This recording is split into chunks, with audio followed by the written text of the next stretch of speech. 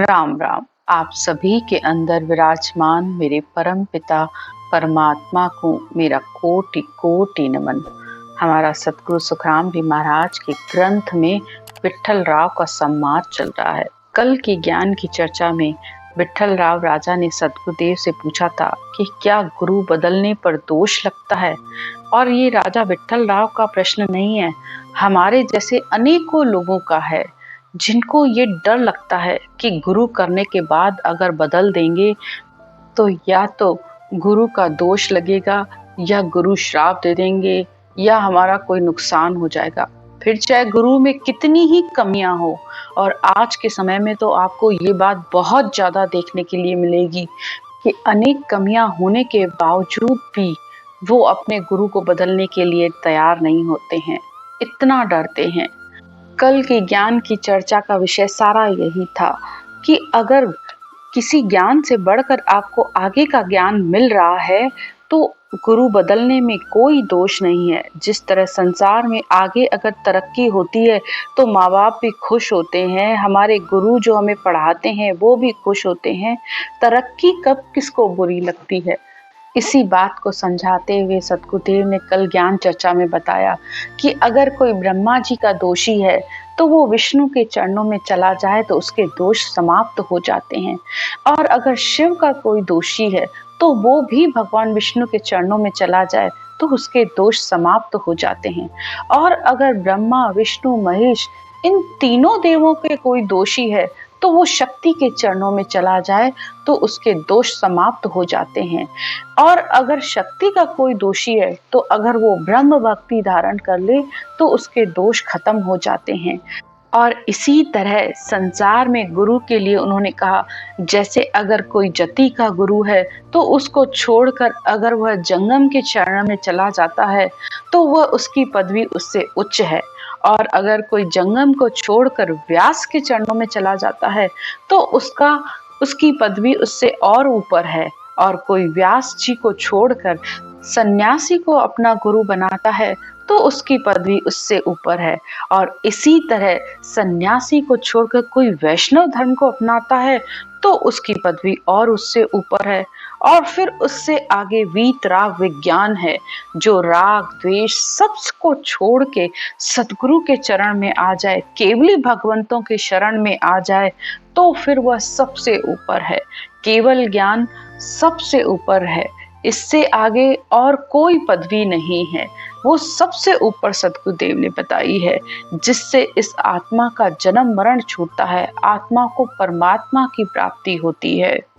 केवली संतों की शरण में आने पर, उनका ज्ञान धारण करने पर सारे दोषों से ये आत्मा मुक्त हो जाती है, सब दोषों से रहित हो जाती है, क्योंकि उसके अंदर सतगुरु की सत्ता जागृत हुई है। सतगुरु की सत्ता का मतलब यहाँ शब्द ब्रह्म से है, वह धुन अंदर आई है जो परमात्मा का रूप है, जिसके आने के बाद इस आत्मा के सारे दोष धीरे धीरे करके सब खत्म होते जाते हैं। आत्मा सारे करनियों से, कर्मों से, मन से, श्वासों से, इन 5 प्राणों से, इस 5 तत्व शरीर से जीते जी अलग हो जाती है और उस पूर्ण परमानंद में जाकर मिलती है।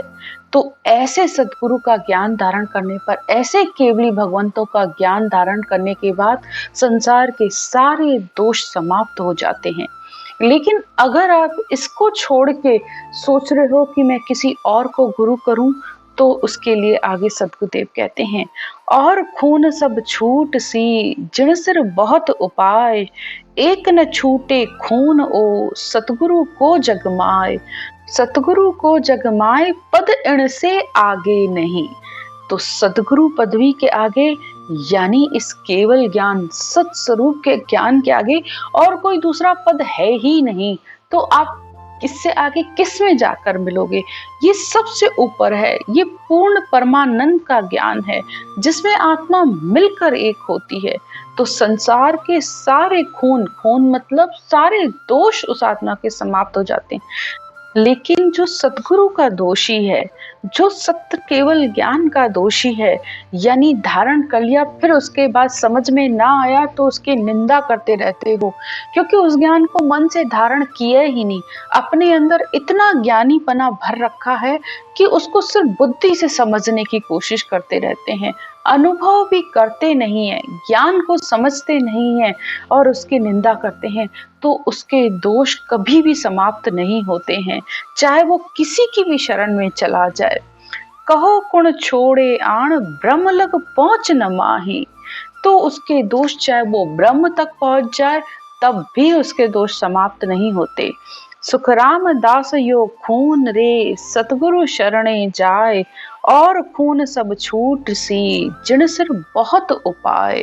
तो केवल ज्ञान, सब स्वरूप के ज्ञान को छोड़ दिया तो साक्षात भगवान भी मिल जाए तब भी उसका कल्याण नहीं होगा, तब भी उसके दोष नहीं छूटेंगे। तो इस बात को विचार कीजिए कि भाई सत्य स्वरूप यानी जिसमें परमात्मा खुद सत्ता रूप में इस शब्द धुन के रूप में आकर प्रकट हुए हैं, अगर ऐसे ज्ञान को आप छोड़ दे रहे हो तो फिर आपके दोष कैसे समाप्त होंगे। आगे सतगुरुदेव कहते हैं, सतगुरु सतगुरु कह दिया सतगुरु हुए न कोय, सतगुरु किणी अंग सू ना परचा कर होय। तो सब अपने मुंह से कहते रहते हैं मेरा सतगुरु मेरा सतगुरु। हर किसी का अपना अपना पक्ष है, हर कोई कहता है मेरा सतगुरु सबसे ऊपर है, लेकिन सतगुरुदेव कहते हैं कि सतगुरु सतगुरु कहने से होगा क्या? क्या उस सतगुरु को धारण करने से, उसके ज्ञान धारण करने से सत परमात्मा की वो सत्ता आपके अंदर आई? और अगर नहीं आई तो फिर क्या फायदा? क्योंकि सतगुरु सत्ता यानी इस शब्द धुन के अलावा अगर कोई दूसरी बात कही जा रही है, किसी चमत्कार की, किसी घट पर्चे की बात, यानी अगर तुम ज्ञान धारण करोगे तो तुम्हें धन संपत्ति की प्राप्ति हो जाएगी, ये करो तो तुम्हें पुत्र हो जाएगा, या संसार का कोई सुख प्राप्ति का वो बात कह रहा है कि इस तरीके से करो तो तुम्हें ये प्राप्त हो जाएगा, तो ये सतगुरु के अंग लक्षण नहीं है। सतगुरु तो वो होते हैं जिनके द्वारा किसी भी तरीके का अंदर कोई भ्रम रहता ही नहीं है।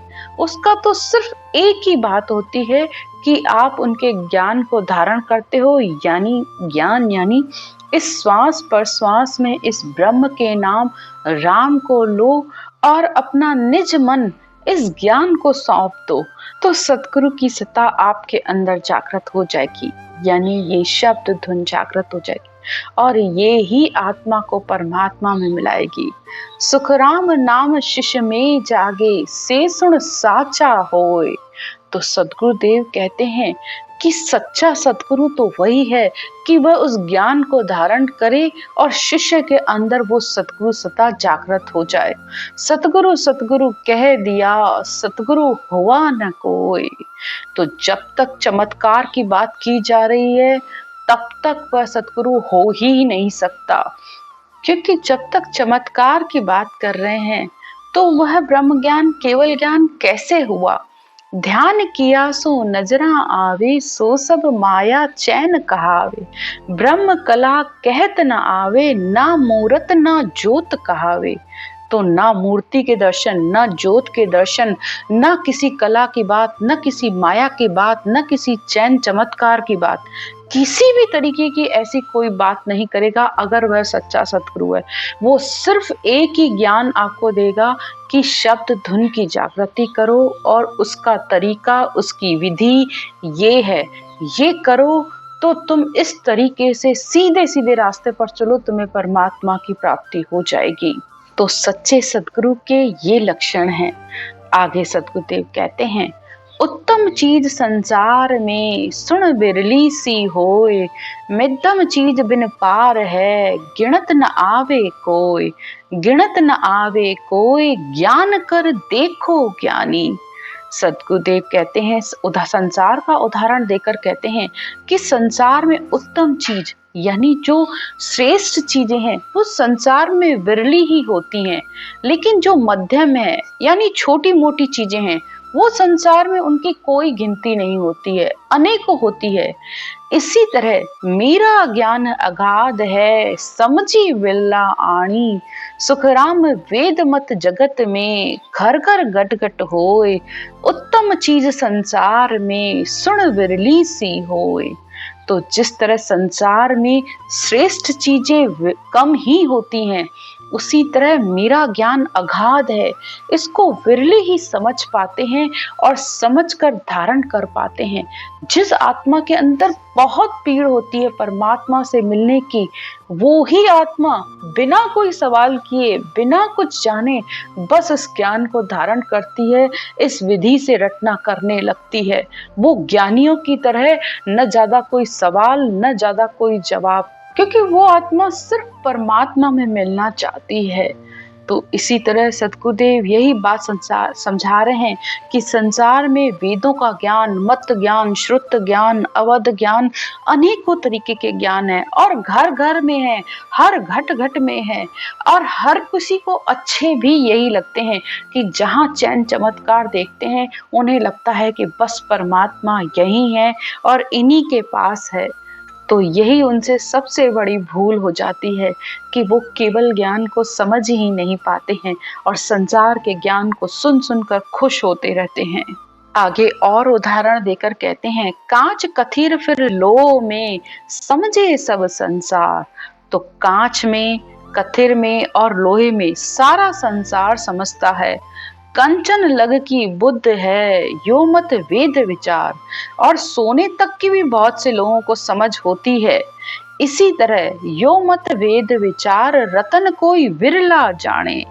इसी तरह संसार में वेदों के ज्ञान की समझ यानी नवधा भक्त के ज्ञान की समझ हर किसी को होती है। पूजा पाठ, मंदिर, शास्त्र, पठन पाठन, गायन, भजन, ये कीर्तन, इस सब की समझ सबको होती है। ऐसा कोई भी नहीं है, एक बच्चे को भी पता होता है कि ये सब है और ये सब वेदों की रीतियां हैं। तो लेकिन इस केवल ज्ञान को कोई विरले ही समझ पाते हैं। पहले तो सुना नहीं होता है और सुनते हैं तो विश्वास नहीं करते हैं, और अगर कर भी लेते हैं और धारण कर लेते हैं तो उनसे रटना करना मुश्किल होता है। उनको एक ही बात लगती है कि इससे कैसे परमात्मा मिलेंगे। तो ये अनुभव का ज्ञान है। ये इसी तरीके से है कि पहले करो फिर उसको अनुभव कर पाओगे। किसी के कहने और सुनने से तुम्हें विश्वास हो न हो, लेकिन जब खुद करोगे तो तुम्हें निश्चित तौर पर विश्वास आ जाएगा। जो चीजा की परख ब्रह्म कोई संत पहचाने, सुख रामदास हीरे परे कोई न समझनहार। कांच कथिर फिर लो में, समझे सब संसार।